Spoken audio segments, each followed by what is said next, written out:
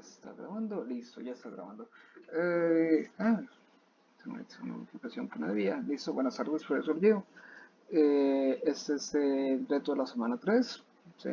Específicamente de la unidad 3, aunque aquí tenemos la unidad 2, que es acerca de Excel. Se nos solicitó hacer en una tabla Excel una documentación de cálculo de deudas salariales basándonos en este ejercicio, evaluación práctica, tema tipo de contratos. Y pues aquí se nos piden varias cosas.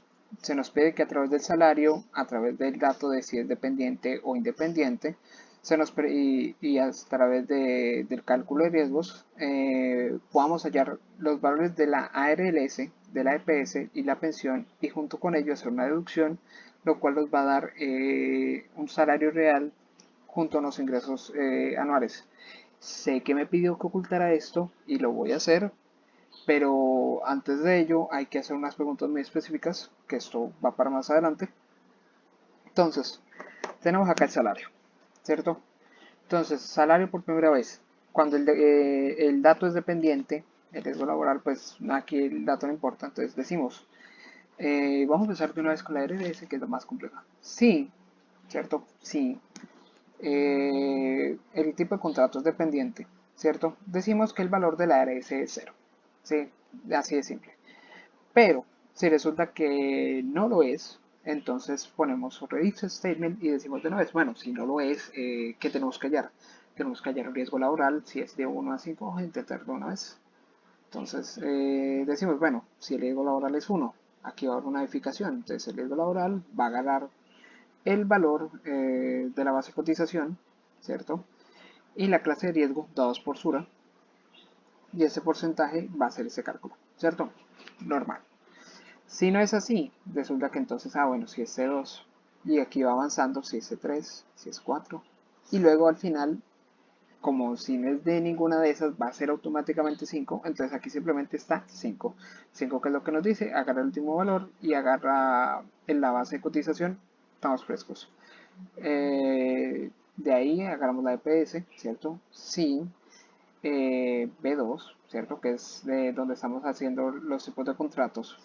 Es dependiente, pues simplemente agarramos el salario, agarramos la base de cotización, la multiplicamos por 0.04, o sea, sacándole el 4%, y ahí ya tenemos el dato. Si no es así, entonces agarramos la base de cotización y sacamos un 12.5. Ese mismo proceso ocurre en la pensión, solo que es con un 16%. De ahí en más, pues el cálculo de deducciones es simplemente el cálculo de valores anteriores y el cálculo de la base de cotización, pues eso es lo último que se me falta escribir, explicar, es el valor del salario comparándose con el valor del salario mínimo vigente legal.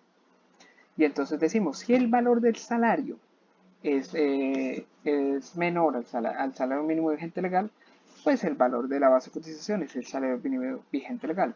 Si es mayor, se saca el 40%. Aquí esta vez sí usé por cientos porque la vez pasada estaba usando simplemente multiplicaciones, ¿no? Aquí simplemente por términos de experimentación personal se hizo eso, pero pues igual en vez de esto sería, sí, sería 0.4, debería darnos el mismo valor. Listo. Entonces, 1%. Listo. Y no me hagas esto. Enter. Listo. Eso es con independientes, ¿cierto? Si el valor es dependiente, pues la ARL se queda en cero, los valores de la EPS son más fáciles de calcular, dependiendo de si es dependiente o independiente, ahí hallamos el valor de ingresos anuales. Entonces decimos, si el valor es dependiente, pues si es dependiente, pues hallamos el valor del salario real, lo multiplicamos 12 veces y a eso le sumamos una vez el salario, si es dependiente. Si es independiente, pues simplemente el ingreso anual va a ser el salario 12 veces. Así de sencillo. Todo esto está bien, este es el ejercicio. Dicho sea esto, aquí se podrá dar cuenta que aquí los valores de riesgo 1 son distintos. Y es porque la base de cotización es 400, pero cuando se hizo la experimentación, específicamente cuando yo me puse a intentar hallar esos valores, me da cuenta que esos valores eran distintos. Y la pregunta es ¿por qué? Es porque en realidad acá el valor del salario mínimo debe ser este. ¿Y este cuál es el salario mínimo? Es el salario mínimo del 2020. Pum. Eh, Ponemos esto acá para que nos dé todos esos valores. Tin. De hecho, debería haber hecho eso, esto acá antes para no torturarme la cabeza. Entonces, aquí tenemos ese valor. En vez de hacer el proceso de la base de cotización, estamos haciendo el valor, lo cual, pues, oye, está dando el resultado. Sí, está dando el resultado que aquí se nos está planteando. Pero el problema es que aunque nos está dando el resultado, en realidad, en teoría, esto no está bien. Y es ahí una de las cosas que me hace preguntar si quizás esto es una trampa del profesor o algo por el estilo, porque pues esto claramente es mayor a esto. Entonces, pues si el 2 mayor a esto, se va a aplicar la misma tipo de base de cotización que los demás, pero no se está aplicando. Y aún en el salario mínimo del 2020, pues no se llegaba al millón. El salario mínimo de este año, si se llega al millón, con la ayuda de transporte se llega al millón 14. Eh, pero pues se está usando este sin la ayuda de transporte, entonces también lo usé sin la ayuda de transporte. Simplemente es algo, una curiosidad que se me hizo interesante. Entonces, por eso es que no oculté esto para sorpresa al profesor. Profesor, eso es lo que está ocurriendo con el ejercicio. De ahí en más, ocultamos y los valores siguen estando iguales.